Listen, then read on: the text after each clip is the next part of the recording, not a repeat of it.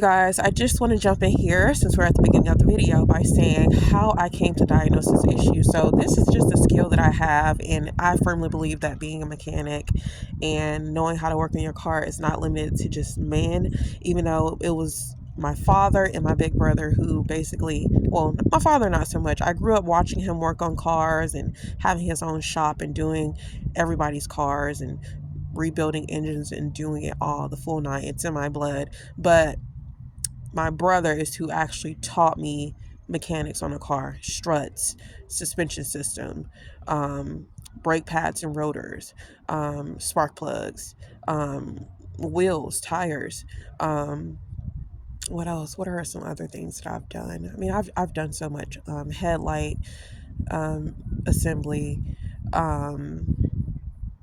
I mean, you name it. I've done a lot. So he's the one who has kind of taught me that alongside with YouTube. So how I diagnose this issue, I just want to tell you guys, if when you put your heater on high on 3 and 4 and you hear a sound that's like, it's like a whistling sound, 9 times out of 10, it is your heater blower motor. I did so much research before I went and ordered this part off of 1A Auto. I automatically would refer 1A Auto. They are great. That's the only website I use to order any of my parts, and they always do great. They get it very close to the OEM replacement. They do amazing. So I did a bunch of research before I decided that this was the issue. I have diagnosed my cars plenty of time in the past.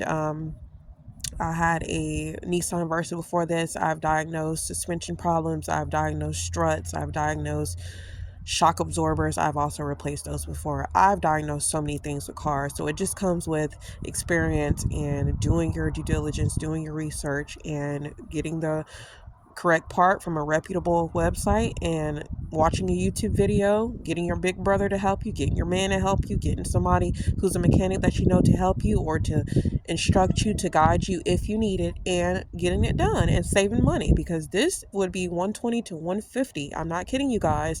With inflation, a lot of these mechanic companies would have charged me $120 to $150 to replace the heater blower motor. Super quick, less than 15 minutes to do.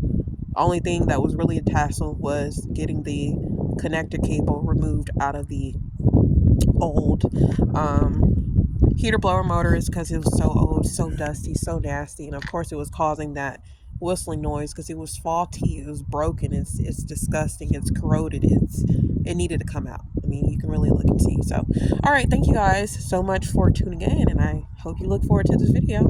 Bye. Okay, so you're going to grab your socket wrench, and where's 10? 10 right here. Then you want to go ahead and loosen this. Put this wrench on there and loosen that. Alright, just move it out the way. This is a blower motor here, you guys. So we're going to go ahead and remove these screws right here. And I have my man out here because he knows a little bit more about cars than I do. And then you're going to remove your connector cable here by squeezing the 2 clamps to release it. Alright, you guys, I will come back in a second. Alright, so after my man giving it all he's got for about 10 minutes, you guys, this was a sucker to disconnect that battery terminal. This is what we're left with. As you can see, there is so much buildup of debris, and that's likely why I've been hearing that noise whenever I put it on level 3 and level 4. Look how dirty and disgusting this is. Definitely needs to go out. So this is our old one, and this is our new one. Look at the comparison. It's super clean, even the housing part. But let's go ahead and reattach it.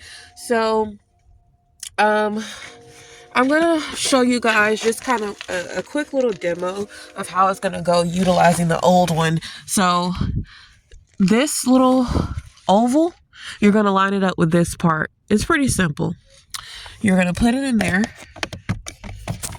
You're gonna put it in there, line it up. And I'm not gonna, well, I guess I could push it all the way in. All right, you're gonna line it up. You're gonna reattach your screws. Once it's nice and snug, you're simply going to reconnect your cable back into the port. All right, y'all, I wanted to just show you guys proof that I am under here and I am doing it. So y'all don't think Even though the people who have been on my channel, they know that I really do this mechanic work stuff because I'm a big believer in saving money. And if I don't have to spend this $120 that shops are trying to charge just to do something that takes literally 5 minutes to do, minus the hassling with popping out the battery cable, but the actual labor, it's only about 5 minutes. So once I feel like I have all these screws in pretty nice and snug, because I don't want this moving or going anywhere, I'm simply going to reattach that battery cable, and then that is it for under here. So I'm going to give it a few more turns until it doesn't turn anymore. All right, and I'll come back.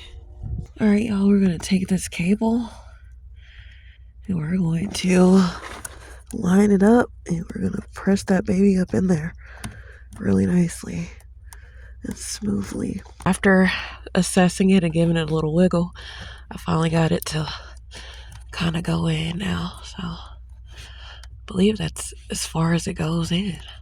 It's supposed to clamp in though. So keep looking. I believe it's supposed to actually clamp in there. I might have to call my boyfriend out here just to double check it because it's a little loose. Guys, just reconnect the connector to the battery and retighten it with your 10mm socket wrench, and then power up your car to ensure that it is working properly. All right, y'all, so we successfully finished the job. Well, I successfully finished the job. My boyfriend just helped me with loosening the cable connector clip to the unit of the old heater blower motor, which is this part. It's so nasty and dusty. And he helped me to securely attach it to the newer one, but everything else was my doing. And he helped me with the battery terminal, because y'all, me and batteries, I know how to do it, but it makes me nervous because even as he was removing the connector on the battery, it was sparking and the car was off. It has been off for hours. It's freezing out here, so that just makes me nervous. But again, if I had to do it by myself, I would, but he was here, so he did it for me. Thank you guys so much for watching, and I'll catch you guys in the next one. Peace.